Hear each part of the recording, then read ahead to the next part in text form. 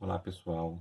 Eu sou o professor Ronaldo Duarte, responsável pela disciplina de Políticas Públicas do curso de pós-graduação em Gestão em Saúde da Universidade Aberta do Brasil, em parceria com a Universidade do Estado de Minas Gerais.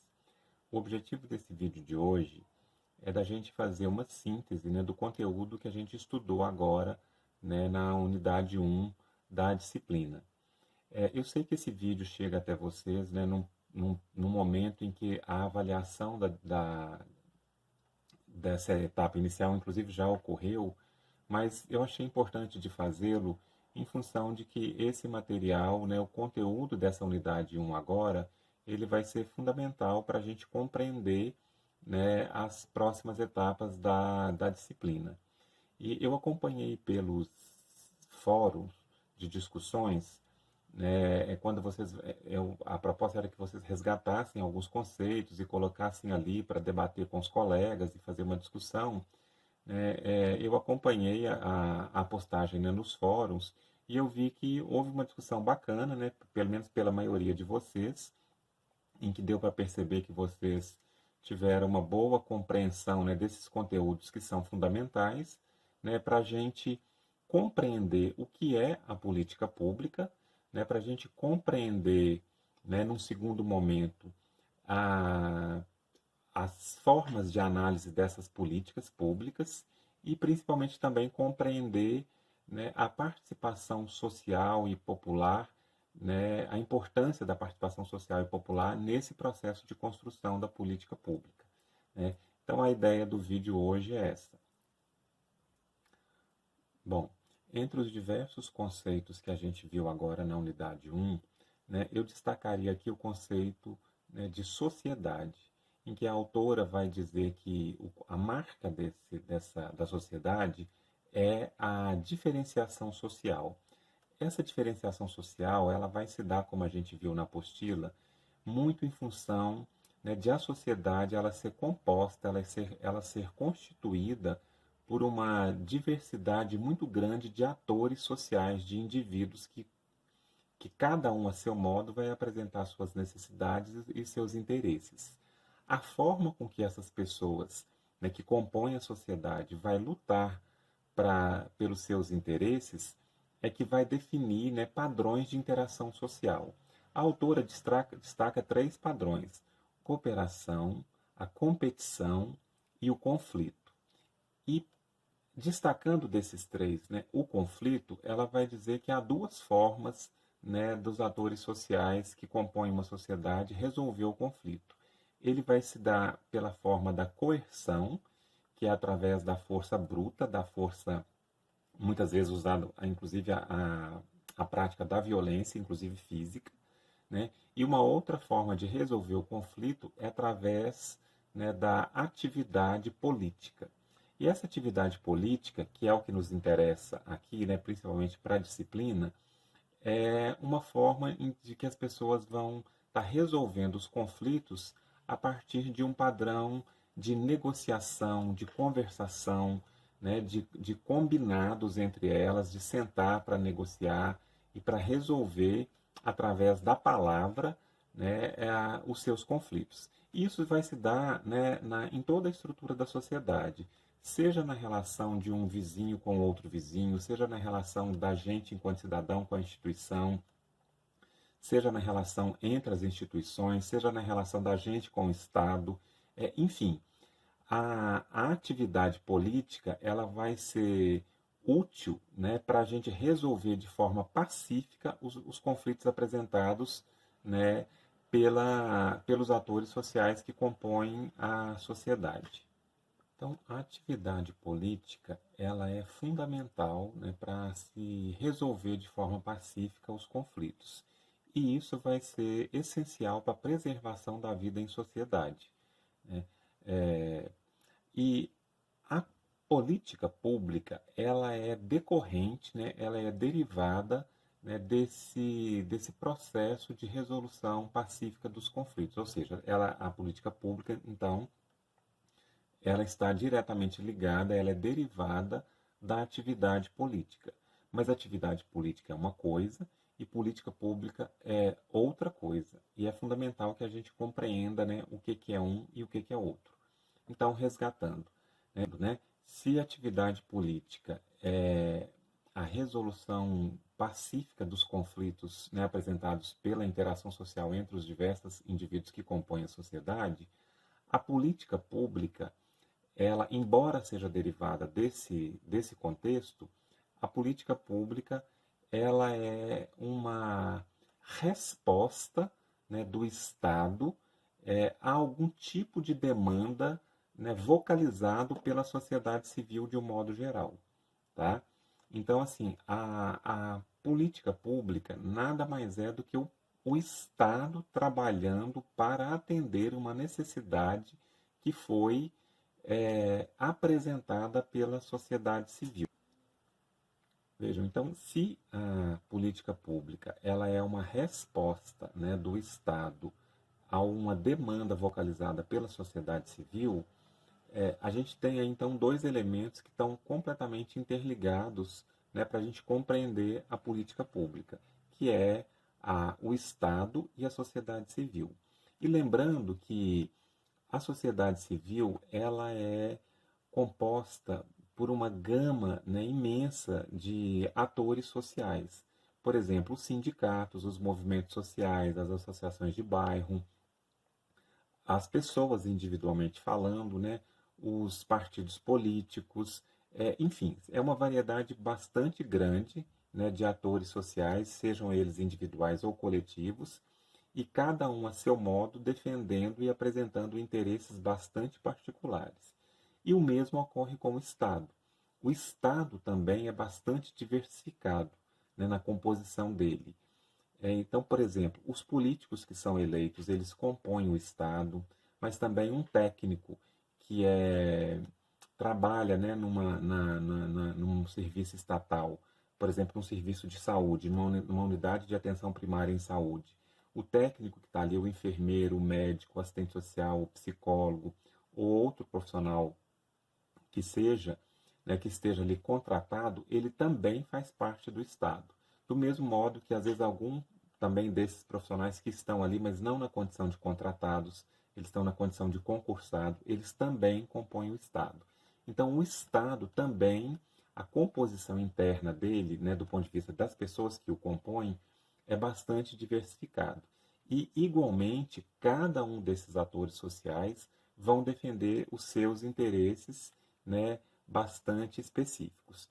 E isso, né, faz com que a política pública ela seja forjada, né, num complexo jogo de interesses e de demandas específicas, né, e por poder, por recursos e por bens e serviços, que vai fazer com que ela seja forjada a partir da disputa, né, e da apresentação dessas infinidades de interesses, né, tanto por parte da sociedade civil quanto por parte do Estado. Dito de outro modo, a política pública ela é um resultado, né, da relação dialética e contraditória entre a sociedade civil e o Estado.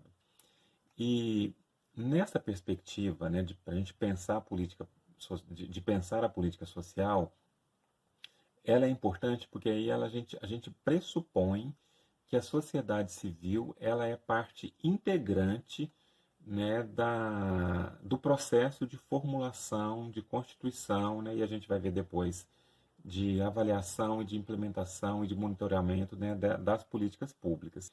E isso a autora deixa bastante destacado porque ela vai falar muito da descentralização da política pública nos anos 90, né, principalmente colocando o município como um ente federativo importante para a execução da política pública, em particular da política de saúde. Né? O município é o principal executor dessa política no Brasil,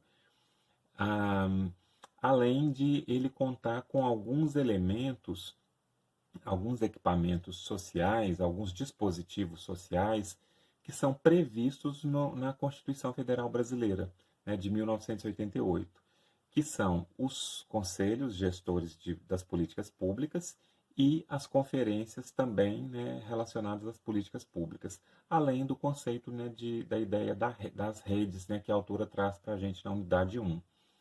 E tanto os conselhos, né, quanto as conferências, elas estão inscritas, né, no texto constitucional e, em particular, por exemplo, na política de saúde, a legislação infraconstitucional dessa política, ou seja, a legislação específica, né, dessa política, né, ela vai tratar, né, particularmente do controle social, da participação social, né, da sociedade civil, né, na Constituição da Política de Saúde, que é a Lei 8.142 de 1990, né, que é uma lei ali praticamente gemelar, né, à Lei 8080, que é a Lei Orgânica da Saúde no Brasil. O Estado, ele é o responsável por elaborar a política pública, até porque é ele que dispõe, né, ele que detém o poder, né, econômico, é ele que vai ter os recursos de RH, é ele que vai ter os recursos é, institucionais, né, é ele que vai ter os recursos de legislar sobre alguma, né, algum assunto, né, para constituir uma política pública, enfim. É uma prerrogativa, né, específica do Estado, né, mas ela não pode ser pensada como uma atribuição exclusiva do Estado, uma atribuição privativa do Estado, já que a constituição dela, como a gente conversou até agora, né, ela pressupõe necessariamente o envolvimento da sociedade civil em todo o processo, né? E aí que a autora traz, né, como até um dos objetivos mesmo até dessa disciplina, é de a gente compreender a importância, né, e a capacidade de intervenção da sociedade civil em todo o processo de formulação, elaboração, monitoramento, avaliação, implementação da política pública, né? E isso nos coloca, enquanto trabalhadores, né, das políticas públicas de um modo geral. Eu sei que tem alunos, muitos de vocês são vinculados à saúde, alguns da educação, alguns parece-me que da assistência social, enfim. Mas, de qualquer maneira, como a maioria de nós somos trabalhadores, né, de alguma política pública, ah, é muito importante que a gente compreenda a constituição da política pública nessa perspectiva, né, da relação dialética contraditória entre Estado e sociedade civil, porque aí a gente consegue visualizar, né, que a gente, enquanto trabalhador, nesses espaços, né, de execução dessas políticas públicas, a gente tem capacidade de intervenção. E essa participação ela pode se dar através de mobilização de grupos sociais para pressionar o Estado, né, para levar algumas demandas da sociedade civil, né, para o Estado pensar e projetar políticas públicas para responder essa demanda, seja na participação de conselhos gestores, por exemplo, das políticas públicas, né, seja podendo participar como conselheiro ou como ouvintes, né? Os conselhos gestores eles têm poder deliberativo, então eles têm um poder, né, de exercer um controle social bastante importante, né, sobre o Estado, sobre as ações do Estado. Seja, por exemplo, também nas conferências das políticas públicas, a conferência de saúde, a conferência de educação, as conferências de assistência social, por exemplo, né, onde vão ser elaboradas propostas, né, por todos os representantes do Estado, da sociedade civil, e ser levadas ao poder público, né, como propostas de elaboração, de aprimoramento, ou às vezes de criação mesmo, né, de algum aspecto, né, da política pública propriamente dita. Isso é fundamental, né, da gente ter esse tipo de entendimento. Bom, um outro elemento que é bastante importante que a unidade 1 nos traz é a ideia da análise de política, né? E o que é a análise de política? Ela é a modelos, né, são modelos, né, teóricos, metodológicos para se estudar e se entender melhor a política pública. A autora ela vai apresentar alguns modelos, né, de análise de política. De fato, na literatura especializada no assunto, a gente vai encontrar uma diversidade muito grande de modelos teóricos, metodológicos sobre, né, formas de se analisar, formas de se estudar as políticas públicas. Mas a autora ela nos traz um modelo que é bastante importante, é o modelo denominado ciclo da política. O ciclo da política ele vai propor assim, o esquadrinhamento da política, ou seja, a divisão, né, da política pública em etapas, né, de modo que fique mais fácil da gente compreender como que a política se constitui, como que ela se desenvolve, como que ela é aplicada, né, no dia a dia da sociedade civil. Então, o ciclo da política ele vai pressupor algumas fases de constituição e de existência da política pública. A primeira dessas fases é a fase da montagem da agenda, tá?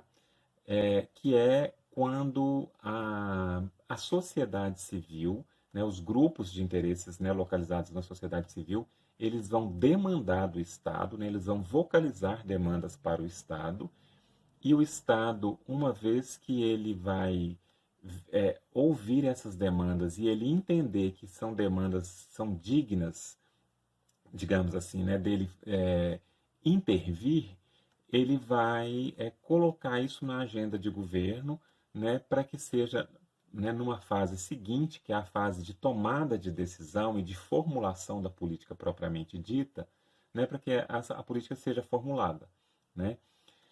Uma terceira fase, né, prevista pelo modelo de análise de política do ciclo da política é a implementação, né? Ou seja, então aí seria o colocar em prática propriamente dito dessa política pública.